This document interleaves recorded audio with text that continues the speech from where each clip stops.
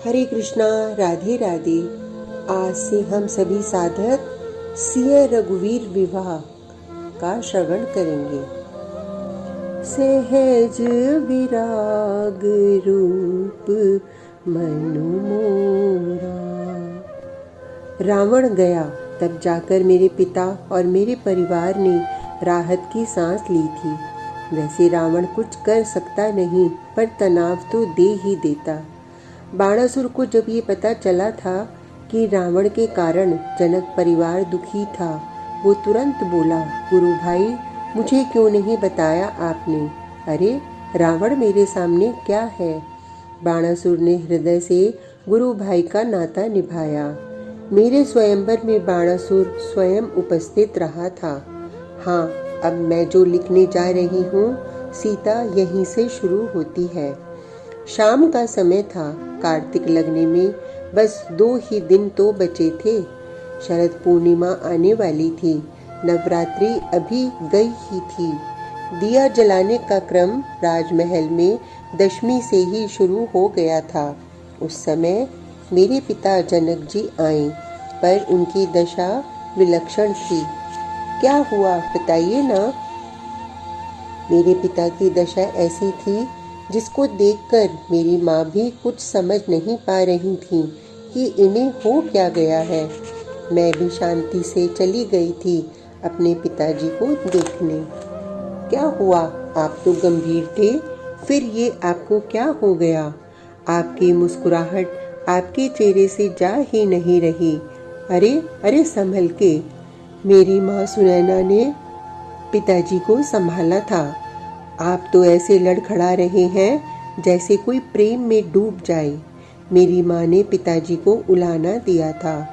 विवाह का प्रसंग शुरू हो गया था जनकपुर में, इसलिए मेरी सखियों को नित्य उत्सुकता बनी ही रहती। हम लोग शाम के समय पिताजी के कक्ष में चले जाते और किसी और बहाने से उनकी बातें सुनते। आज भी मेरी सहेलियां मुझे ले गईं। क्या पता किसी राजकुमार ने धनुष तोड़ दिया हो। मेरे पिताजी मुस्कुराए। हाँ, प्रेम हो गया है। इस तरह की भाषा कभी बोलते नहीं थे मेरे पिताजी। उनके रूप से प्रेम, उनके अलौकिक सौंदर्य से प्रेम। कितने सुंदर हैं वो राजकुमार। राजकुमार? मेरी माँ सुनैना ने चकित होकर पूछा। हाँ, अयोध्या के राजकुमार बड़े ही सुंदर हैं देवी, मेरी माँ को बताते हुए मेरे पिता ने कहा था। किसके साथ हैं वो राजकुमार? ऋषि विश्वामित्र के साथ। और पता है देवी सुनैना, उन छोटे से दिखने वाले राजकुमार ने ताड़का को मार गिराया। सुबाहु और मारीच, इन सब का भी उद्धार किया मेरे प्रभु ने। मेरे पिताजी हंसे थे, खूब हंसे। फिर अपने आप को संभालते हुए बोले, महारानी, इतने सुंदर राजकुमार मैंने तो नहीं देखे थे। बड़े सांवले हैं और छोटे भाई गौरवर्णी हैं। पर आपको वो मिले कहाँ? माँ सुनैना ने पूछा। मैंने ऋषि शतानंद जी से के कहने से ब्रह्म ऋषि विश्वामित्र के पास भी अपना निमंत्रण पत्रिका भिजवाई थी। देवी सुनैना, मुझे सूचना मिली कि महर्षि विश्वामित्र आ रहे हैं। मैं तुरंत चला, पर मेरे साथ शतानंद जी भी साथ हो लिए थे। देवी, नगर के पास ही एक बगीचा है ना, उसी बगीचे में ठहरे हैं विश्वामित्र जी। मुझे तो यही सूचना थी, मैं वहां पर गया। सूचना सही थी। पुराने बरगद वृक्ष के नीचे बैठे थे बाबा विश्वामित्र। ये सारी बातें मैं अपनी सहेलियों के साथ सुन रही थी। आप कैसे हैं? यात्रा सकुशल हुई ना? आपने मेरा निमंत्रण स्वीकार किया। हे भगवान, मैं धन्य हो गया। बस यही बातें मैं कह ही रहा था कि क्या हुआ फिर महाराज? देवी सुनैना, तभी मेरे सामने अखिल सौंदर्य निलय, मानो सौंदर्य ही आकार लेकर प्रकट हो गया हो। ऐसे सुंदर 2 राजकुमार आए। मैं यंत्रवत उन्हें देखते ही उठ खड़ा हो गया। मुझे खड़ा देख शतानंद जी भी खड़े हो गए। हम सबको खड़ा देख वैसे ही यंत्रवत ऋषि विश्वामित्र जी भी खड़े हुए, पर बाबा विश्वामित्र ने तुरंत कहा, ओह ये तो विदेहराज मेरे शिष्य हैं, ये आपके पुत्र हैं ऋषि। ये प्रश्न उचित नहीं था मेरा, पर मैं अपने वश में कह गया। मैं तो उन राजकुमारों को देखकर ही मंत्रमुग्ध हो गया था। ये क्या कह रहे हैं आप विदेहराज? हम बाबाओं के कोई पुत्र होता है क्या? मैंने मुस्कुराकर कहा, नहीं, आप तब भी तो बाबा थे जब आपकी शकुंतला हुई थी। देवी, मैं अपने आप में ही नहीं था। फिर मैंने विश्वामित्र जी से पूछा, ऋषि, ये बालक फिर कौन है? किसी राजा के पुत्र हैं? इसका भी उत्तर उनसे न लेकर मैं तीसरा ही प्रश्न करने लगा। ओह, कहीं निराकार ही साकार रूप लेकर तो नहीं आया? वेद जिसका वर्णन करते करते थक जाते हैं, वही ब्रह्म तो रूप धारण करके नहीं आया? मैं उन्हें देखता जा रहा था अपलक नेत्रों से। देवी, वो राजकुमार असीम सौंदर्य के धनी थे। ऋषि विश्वामित्र, मैं आपको विनम्रता पूर्वक कहना चाहता हूँ, मैं ज्ञानी हूँ, मैं परिपक्व ज्ञानी हूँ। नाम, रूप, ये सब मुझे प्रभावित नहीं कर सकते। पर आज मेरे साथ ये क्या हो रहा है? मन तो मिथ्या है, मैं तो अमना स्थिति में पहुंचा हुआ ज्ञानी हूँ, पर आज मुझे मेरा मन ही विचलित कर रहा है। पता नहीं कैसे मेरा मन बार बार इनके रूप माधुरी का पान करना चाहता है। देवी, वो सांवले हैं। मेरी सखी ने मुझे इधर छेड़ा, किशोरी जी, वो सांवले हैं। फिर मेरे पिता बोले, सुनैना रानी, उनकी घुंघराली लटें उनके मुखमंडल पर बार बार आ रही थीं।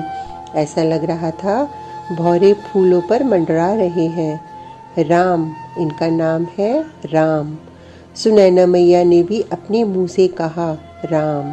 सखियों ने भी जब नाम सुना तो उन्होंने भी कहा, आहा, राम। मैं तो राम राम की रट अपने हृदय में लगा ही रही थी। देव ऋषि नारद जी ने इसी नाम के बारे में बताया था ना।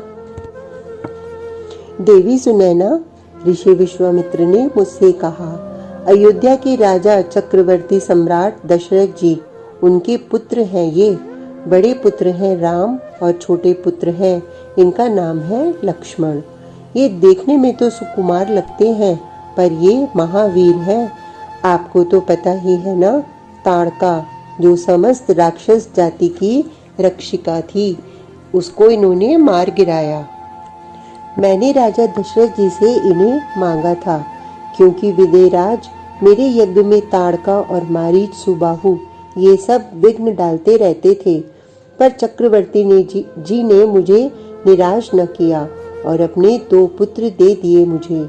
मेरी कुटिया में आकर इन्होंने ताड़का का वध किया और मारीच सुबाहु का भी उद्धार किया। पर हे विदेहराज, शिव धनुष पिनाक देखने की राम को बड़ी उत्सुकता थी, इसलिए मैं इन्हें यहाँ भी ले आया। ठीक किया ऋषि आपने, इनको ले आए। पर आप यहाँ नहीं रुकेंगे, आपके लिए मैं दूसरी व्यवस्था करता हूँ। मेरे पिता जनक जी ने कहा था, मेरी माँ को यही बताने लगे थे। वो अपनी पुत्री जानकी के लिए मैंने जो महल बनवाया था ना, उसी महल में मैंने ऋषि विश्वामित्र और उनके साथ में आए राम लक्ष्मण को ठहरा दिया।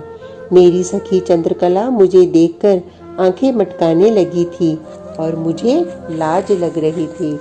मेरे पिताजी अब शयन करने जा रहे थे और उनके मुंह से अब बार बार यही शब्द निकल रहे थे, राम राम राम। मेरी सब सखियां दुष्ट हैं, महादुष्ट। मुझे छेड़ने के लिए सिर्फ राम न कहकर सीताराम कहकर मुझे चिढ़ाने लगी थी। उनसे धनुष न टूटेगा।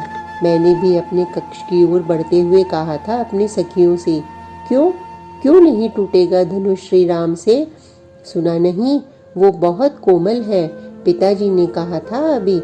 तो मेरी प्यारी जानकी, तुम ही तोड़ देना और नाम लगा देना, राम ने तोड़ा है। ऐसा कहकर सब हंसने लगी थीं। हट, ऐसे थोड़े ही होता है। सब होता है। जब राम धनुष के पास जाएं, तब तुम पिनाक धनुष की प्रार्थना कर लेना कि हे पिनाक, आप हल्के हो जाओ। सियाजू, आपने ही तो कहा था ना कि पिनाक चिन्मय है, जड़ नहीं। मैंने नहीं कहा, देवऋषि नारद जी ने कहा था। पर पिनाक चिन्मय है ना? चंद्रकला ने पूछा। हाँ, चिन्मय तो है पिनाक धनुष। तब तो आपकी बात मान ही लेगा पिनाक। अब जाओ तुम लोग, मैं सोऊंगी। मैंने अपनी सखियों से हंसते हुए कहा, आपको आज नींद नहीं आएगी? आएगी। शरद पूर्णिमा आ रही है। देखो देखो, क्या राम ऐसे ही हैं चांद की तरह। तुम जाओ यहाँ से। मैंने सखियों को भगाया और मैं लेट गई थी। राम राम, कितने सुंदर है मेरे राम। पिताजी कह रहे थे, वो ऐसे लगते हैं जैसे सुंदरता ही आकार लेकर आ गया हो। ओह वनदेवी, आप बड़ी देर से राम राम कह रही हैं। सम्राट राम का नाम आप क्यों ले रही हैं? ओह, सामने आकर बैठ गई थी वो आश्रम की सेविका। तुरंत लेखनी बंद कर दी। सीता जी ने तालपत्र को लपेटकर रख दिया। महर्षि भी लिखते रहते हैं और आप भी। वो तो रामायण लिख रहे हैं, आप क्या लिख रही हैं वनदेवी? मैं क्या लिखूंगी, बस ऐसे ही। वनदेवी, अब तो 2 महीने ही बचे हैं। किसके लिए 2 महीने बचे हैं? मैंने पूछा। आपके पुत्र होंगे। और वो बूढ़ी माई कह रही थी, 2 पुत्र होंगे आपके। सेविका बोलती चली गई। पर आज सीता जी का पूरा ध्यान जनकपुर में ही था। उस समय के जनकपुर में जब श्री राम आए थे पिनाक को देखने। आज का प्रसंग इतना ही। कल तक के लिए हरे कृष्णा, राधे राधे।